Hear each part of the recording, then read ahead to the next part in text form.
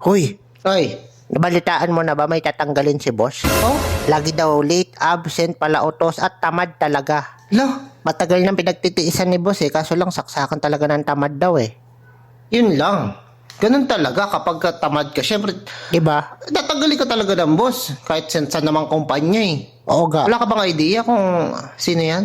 Basta ang chismis, gwapo daw siya, kamukha ni Alden Richard, ang lakas ng apil. Nagugustuhan daw siya ng mga babae dito, crush daw siya Kailan ba ako tatanggalin ni boss? Ano siya? Ikaw ba yun? Asumero ka naman. Di, kasi minsan nagkikitawad kasi ako. Hala siya? Nahihirapan ako kapag, di ba yung, syempre sa bahay may ginagawa rin ako. Pagdating sa trabaho, natatamad ako. Ikaw ba yun? Oo, ako yun. Kaya, magre-ready na ako. Okay lang naman sa akin matagal. Pero okay rin naman sa akin magbago. Pwede pa naman ako magbago Baguhin mo kaya yung pagiging asumero mo. Oo nga, ako nga yun. Kakausapin ko nga si boss. Teka lang. Peligero tipaklong.